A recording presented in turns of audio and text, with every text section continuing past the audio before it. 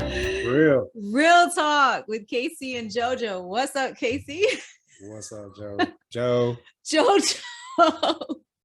So today we're going to talk about movies, because how can we have a KC and JoJo talk and not talk about movies, since the movie theater is where we met? You know what's playing in my mind right now? No. I can't believe I'm gonna do this. So you remember the guy I like talking it up with the on the Saturday Night Live? It was like, no, oh my God. Yeah. Sorry. Well, what does that have to do with anything? You just made me think of that. Okay. So we're gonna talk about movies. You want to give a disclaimer? Yeah. So we're gonna talk about a movie and add other movies in as examples of this movie. So if you have not seen the movie called The Giver, well, we're going to talk about other movies afterwards. Press stop, watch The Giver, and then come back, because we're going to destroy the movie. It won't even be the same.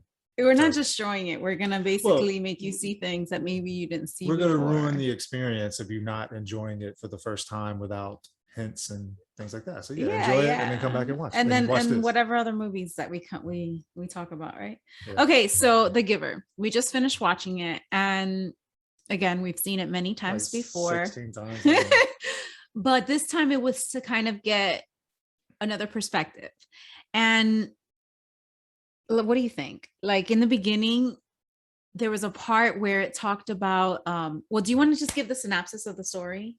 No, you do that. You're so much better. Oh, I don't even know where to begin. We'll do it together. It's a community. So there's a community, and like floating in the air. Kind of. It's on a big tree trunk. Right. Chopped. So it's naturally separated. It's like very separated. Cage, yes. And so there's elites, let's say, these elders, and they basically come up with the rules of this community. There's specific rules that everybody has just been brought up on. They have been conditioned. These set of rules is what governs their life. And what's one of them, for example? Precision of language. You can't say certain things. You can't do certain things. They've pretty much forgotten. They've deadened emotion. Humanity. Right. And the movie's filmed in black and white, which is really cool. So there's no color. It feels drab. Like they wear, sort of all the same uniforms. Everything is very mundane. Everything is very organized and orderly and precision of language. And if you've seen Divergent, Divergent has a different set of groups, right? They are factions. And in this movie, it's kind of done in the same way, where you have, those that fly the drones, those that take care of children, because apparently they have mothers, and they have mothers select a certain amount of, I'm going blank here, because I'm listening to them and I'm listening to Betsy. They select mothers to have babies. Once the baby's born, then they give it to a certain family, but which is not a family. It's just there's no sex. It's basically controlled, sort of government controlled reproduction. Pretty much. And then their healthcare is governed as well, because every day when they leave the house, they're supposed to get an injection, supposedly for their health. Don't forget your injection. And so this is kind of set up to be in the future, where humanity has pretty much been forgotten.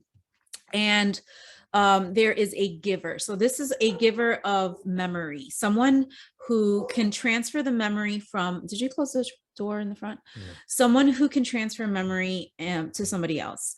And that is the only person who can understand what's going on, who can understand pain, love. Everybody else is just oblivious, has no idea.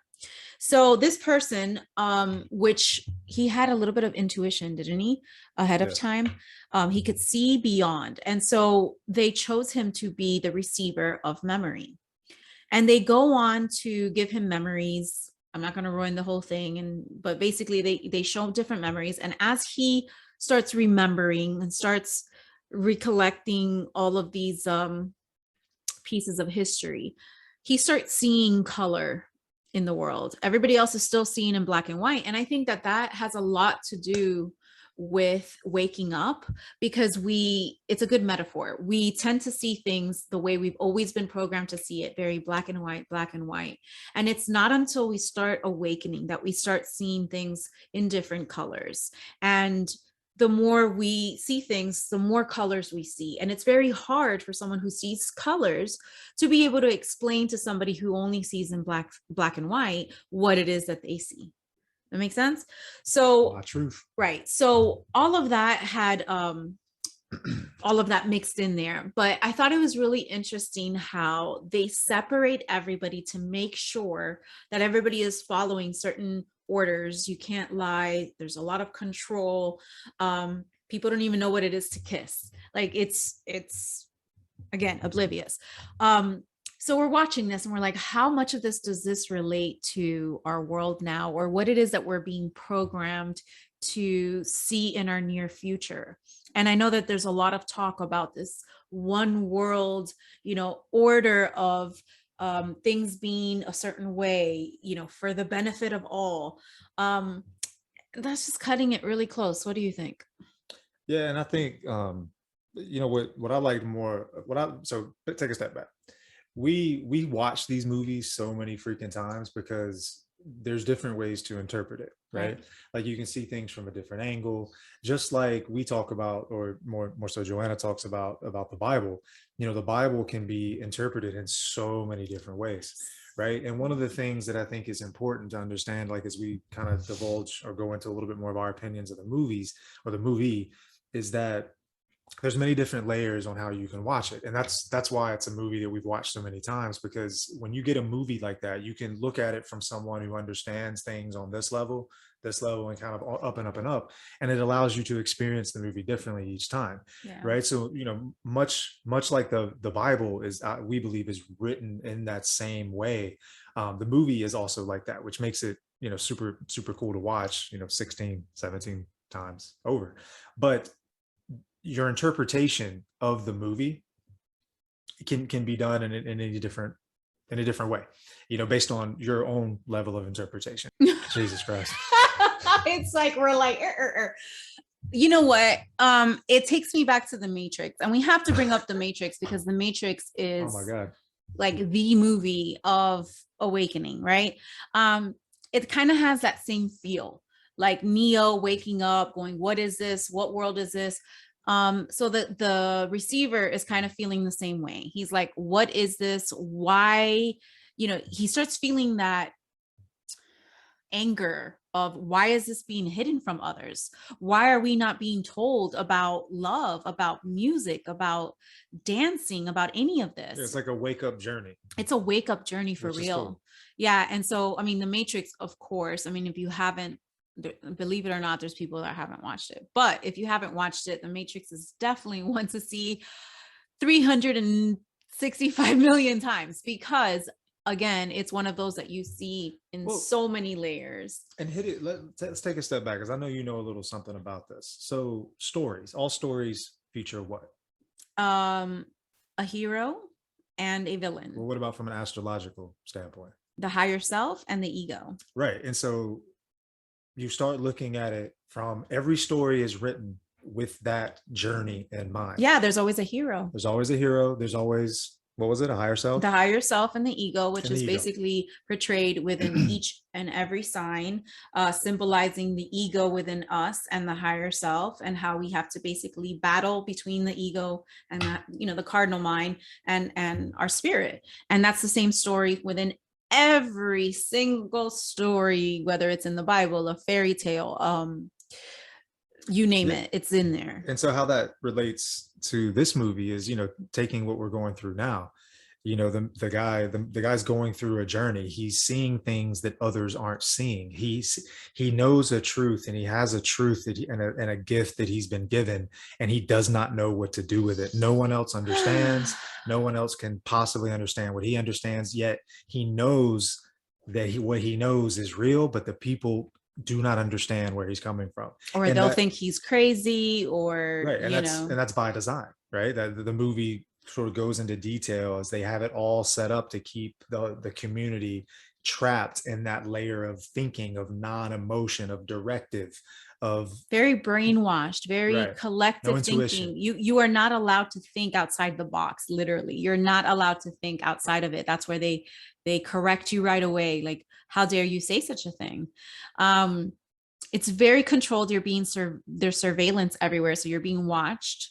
Everything you say and do, and so there's that control aspect, which I am just not about that life. Well, and two, what an amazing thing that happens the first 5 minutes of the movie is that old people walk out onto a stage. So you've got an auditorium full of the whole entire community, and all of the elderly people walk up on stage and they clap and they have a ceremony and they say they're being released to elsewhere, which basically means they're about to be euthanized, right? And they're clapping and everybody, and they've brainwashed you to believe that this ceremony is thanking the elders for their time, thanking them for their work, and they're being dismissed to somewhere that nobody even questions, right? Same thing when the babies are born. You don't question it. They release them to elsewhere when they don't if they don't meet a certain standard. Did I say mit? Mit. They don't mit it. They don't mit a certain standard. If you don't mit it, you gotta leave. They don't meet a certain standard. And they release them to elsewhere, and they have no idea that what they're doing is killing them. And with this whole, what was it in the Georgia Guidestones, when we talked about the reproductive health and keeping the population to a certain number, you can start seeing that within the community, keeping the births at a certain lower number, keeping the community at a certain, for balance, all of these things. And so, you start wondering, why is this in movies? Why is there so much predictive programming going on in movies? We have that going on with V for Vendetta. Check that out if you haven't already, for the 2020 pandemic. That was basically set. This movie was a long time ago. They made it a long time ago, but it was set for 2020, and it had to do with a virus and the government. So that one's a good one. And then, of course, let's talk about Lucy. I really want to talk about Lucy. So Lucy was one of the first movies that I watched while I was going through my own awakening. It's very surreal when you're going through it and you feel like nobody understands and you don't know who knows what it is you're saying or feeling. And when this movie came out, I was like, how is this whole entire theater not seeing this? Oh my God, how are they not seeing that this is exactly what this is? Do you get it? Do you understand? Shake the whole thing. And so I realized, no, a lot of people were just so oblivious to it. Just, they were, like the people in the Giver clapping, and they don't understand. They're like, great job as a movie. It's like, no, the movie is trying to show you something deeper, the levels of consciousness that we slowly, gradually awaken to, and how it changes you, not only physically, but just in every sense of the way. And so when Lucy came out, I don't know how many times I watched that one, but I was like, they understand how I feel. That's exactly how I feel. When she started seeing lines and moving things, I'm like, frequency. We watched Bird Box for the first time, right? We watched it the first time just to kind of see it. And then we watched it for the second time because I think that movie is a lot about the journey of consciousness. Totally. And, she goes blind and she's walking down the stairs and we're like, count the stairs. How many stairs is that? Oh my God, it's 13 stairs. 33, you mean? 33 stairs, which relates to the 33 vertebrae. And we're going down the brain to the sacral. That's what this movie's about. And we were like hype because it was 33 stairs. No, but then I actually did a whole breakdown of that movie and how every single scene started from the root chakra, the sacral, every single one. Then they were in the grocery store and it was all about health and the ego and everything. Then there was the heart, the whole way, all the way to the end when they went up to the vaulted ceiling of where I'm not gonna say it just in case you haven't watched it, but basically if you think about it, it's the entire journey of awakening of self. And I did that video and they took it down. They said it wasn't allowed. I don't know what I did. Lies. I don't know what I did. Fact checked, denied. It got fact checked and it was like, no. But this movie, the Giver is the same way. He makes a journey, right? Like he has to leave the community to go to this basically boundary that the original giver told him about. And so, he's holding a baby, and me and her are like, that's the chrism.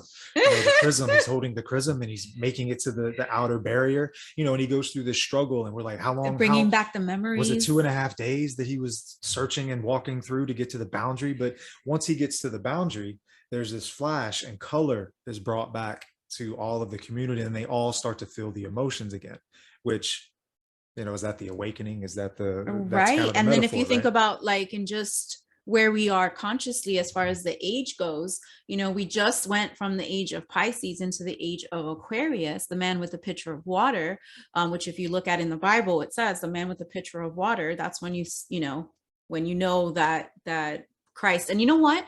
It's not that Christ is coming. They misinterpreted that. It was, where will your presence be? Like, how will we know of your presence?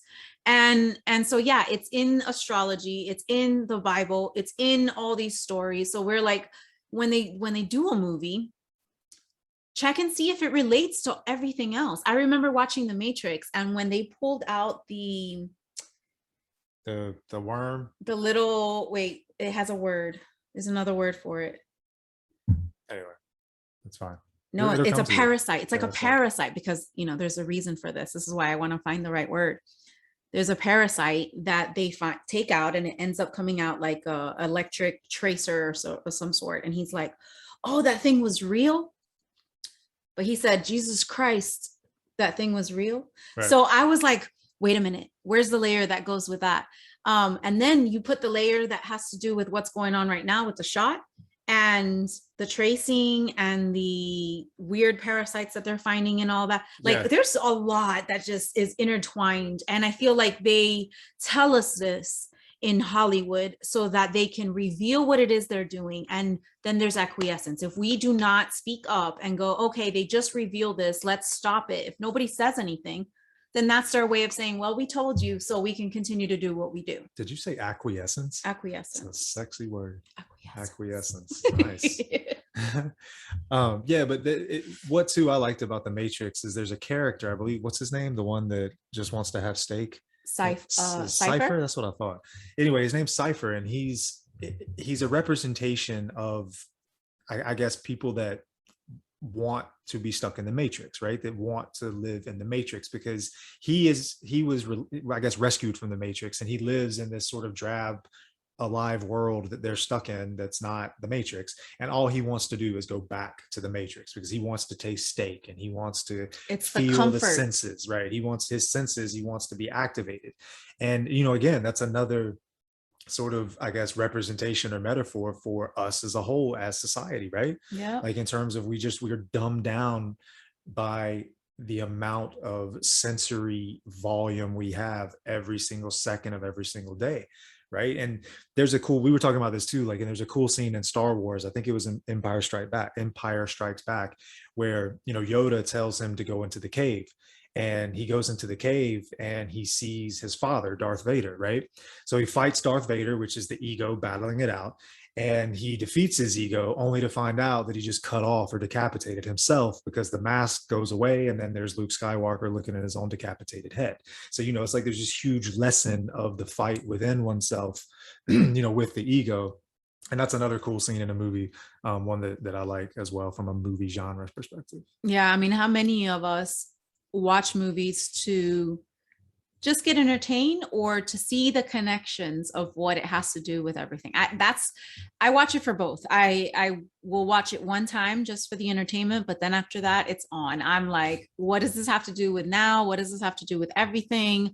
How can we connect the pieces? And you find a lot of information when you start decoding movies. Yeah, and too, like, help me out with this, because I think that movies, when they're written in this way, and they can be decoded this way, there's a subconscious level, I think, that you watch a movie and your subconscious picks up on those messages. Mm-hmm. And I think the quality or the movies that you're connected to probably go on this journey that you pick up subconsciously, because we're all built and experience this journey the same way, right? Right. Like, there's no way to get around the journey. The journey is through the needle, eye of the needle, and there's no secrets, there's no shortcuts. You have to go through it. It's just the interpretation, and so the interpretation gets cut up into a bunch of different movies, right? Movies are all just basic different interpretations of a journey, because we're all going through that journey.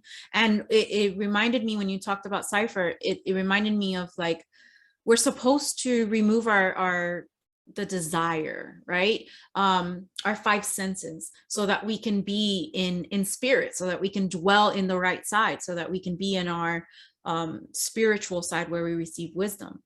When you cast the net to the right side, you'll find wisdom, you'll find understanding. So we're supposed to do that by removing the desire. And with Cypher, it's like, he wanted nothing more but the desire. He wanted everything that had to do with the five senses, because he was like, pretty much, I'm tired of this. And if you look around, we are being bombarded, just with movies alone, to get you to basically be in your five senses and not be able to experience the journey. So we can watch journeys on everybody's journey, and we can, interpret it all we want to, but it's really about our own journey and how we live and experience our own journey. Yeah, and I grew up in the 80s, and I may be getting a little off topic here, but if you understand 80s movies really, I think, dumbed down sex, for a lack of, because it was the 60s and 70s were the 60s and 70s, right? Free love, whatever. But our daughter's 14. Yeah. She's 14, and we're watching a movie or a TV show. I can't remember the other night. And it's amazing when you become aware of the script, and when you sort of look above the message, and you can disconnect from the emotion.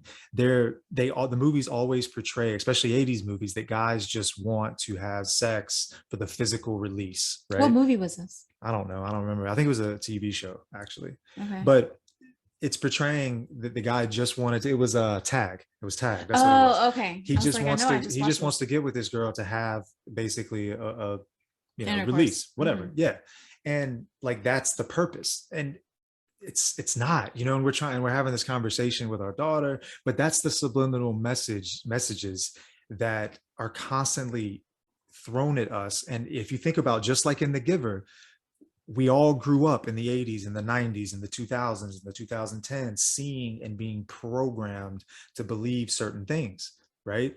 And the beauty in all this is like, and again, why we watch movies so many times, is that when you start to mix, I got it right, astrology and the Bible and the ego and the path, through the 33 vertebrae up to the pineal gland, you start to put all this together and watch movies looking for that message. And you'll see it in everything. It's crazy. It makes watching movies like you won't want to watch a new movie, because you got to watch it 16 times to get it, to see all the messages. I mean, of course, there's movies that are not about any of that at all, and that's where the whole programming comes. But it helps you also to look back and see things that maybe we were blinded by, and go, oh wow, I fell for that. Like, I was conditioned that way, and looking at it now and interpreting it now. So I think movies are amazing. I know that they can condition you if you're not aware, but if you're aware, movies are great. Agreed. I mean, I watch them to see what signs I get, just. Yeah, and two, don't sleep on the emotional conditioning that movies and TV shows give us. Like, they teach us how to argue. They teach us how to focus on what am I trying to say? Like, just the lower nature things, right? Like, right. It good television doesn't have good conflict resolution, right? Like, maybe like Family Ties. Yeah, maybe like Family Ties or Full House, but that's not even real. It's not. It's not even portrayed, the way it really goes down. But, like, we sit our kids in front of shows from the moment they were born, right? Like Blue's Clues was like what Isaac watched 24/7. And what does that do? Like, it conditions us, and we just pass that along all the way up through childhood. Disney. And it's amazing when you start to look at it, like you pick up on these things and you start to see it, and it's like, holy shit, man, it's blind to that. Right. I think we're just blinded by a lot, and it takes peeling that onion and just uncovering things here and there until you start seeing it all, how it's all connected. But, I think movies is a great way to start, just because they do have some connection. And if you look at it that way, you look at what is the connection between that movie and my own journey of awakening, you'll see a correlation. You'll see like the common denominators. You'll start seeing all of that. It's so cool. Yeah, and it doesn't, the movie like this and The Giver, he takes this long journey from the community to the, outer rim, and it shows the struggle, right? But he's able to endure, how, but when we live this struggle day in and day out, you have to endure every choice you make, right? Like you have Yeah. to continue to make the right choice, and that shit is hard. It is. We were just talking about that, like just being, I call it sacred. On my when my what is it? When the moon is in my sun sign, it's my sacred days. And so Tithing.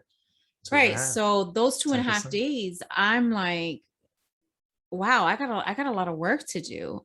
Because just to be balanced in mind, body, and spirit, just for one day, try it out. Just one day of being balanced in all three. Then you know whether you're in alignment or not. But when you sit there for 2.5 days and try to be in alignment for 2.5 days, I don't know. But to me, it's like there's always so much work to do. It makes you realize why the Buddha lives on top of the mountain near no one, right? And the mountaintop means here. But yes, so that you're away from distraction, so that you're able to have a balanced mind, body, spirit. But we're distracted on a daily. So use movies as a way to help with your journey, as a way to help decode your journey. They're there for a reason. You can misuse them or you can use them correctly. It just all depends on how you interpret it. Yeah, so there's messages all over movies, and it's cool to decode, especially if you have another person that likes to watch movies, you can talk about it after, and it's just you kind of have fun as a couple and figure out the like message. Avatar is another great one. So let's hit on top five movies. Okay, so oh god, but now I'm thinking of a bunch of them. Like the Truman Show is a good one. When you first start waking up. I think Bird Box is another good one. If you can look at it from a higher perspective. And her journey of going from being blind to being able to see and being able to go through all of these. Like let's talk about that in the Bird Box. First it's fear, it's death, and like what do we do? All this fear everywhere. Then they're in the house and they are having sex. A certain couple's having sex, so they go through the whole desire and emotions, guilt. Then when they go to the grocery store, they're in the solar plexus. Then there's the part where she has to make a choice with the boy and the girl. And that's where she has a heart opening. Then when she's in the woods with the boys and girls, she's trying to find boy and girl, and she starts telling her truth about how she feels about them because she hasn't been able to.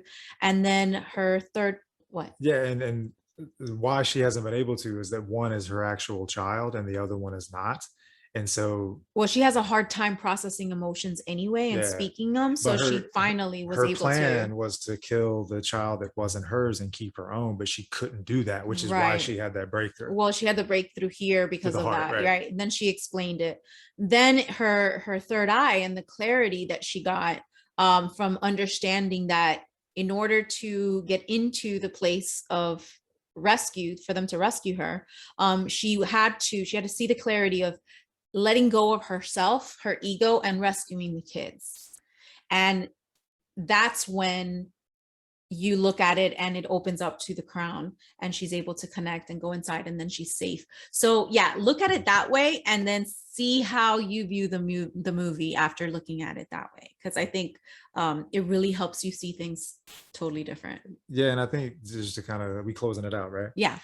For The Giver, how it relates to now, because we're in division, right? Like he represents the people that refuse, I guess, to take the V or whatever. And again, that doesn't mean that if you did, you're wrong.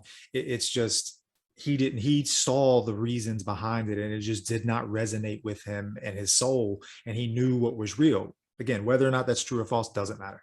But we've been conditioned, and we're being conditioned so hard now that with all this division, and like we talked about in the previous episode, it's like that movie sort of shows that, it's the one that holds true, right? It's the one who sees the truth and stays within his conviction, that basically can bring all of the others into the light, right? And I guess for a cheesy kind of way, it sort of gives me a little bit more conviction, watching that, in terms of just standing my ground, not aggressively, but just knowing that my truth is unmistakable, and your truth is unmistakable, and whatever your truth is, it's how you interpret it. But I just know that when he stopped getting the injections, he was able to see things. And I know that I felt that way when I was taking medication back in my teenage years.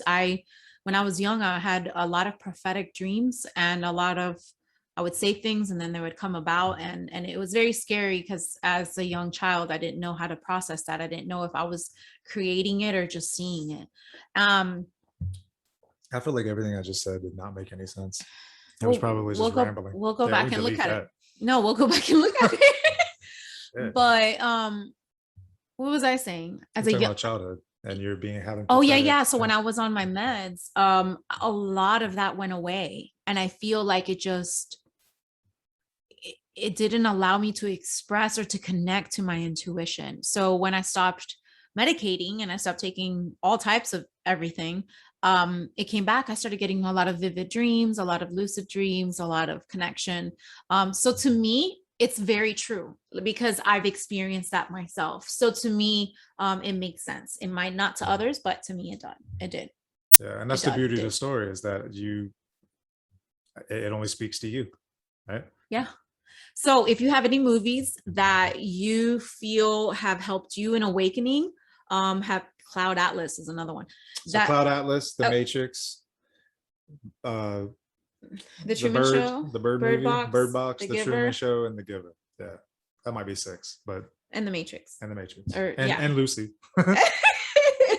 So basically, all of those, and whatever ones you think have helped you, or that you think are great movies for people to watch, please put them down below in the comment section.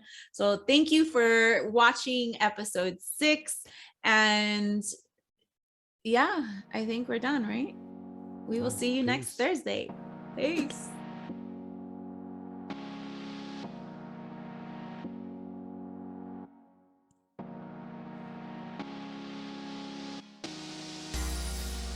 Talking to the mic, because last time we didn't figure it out.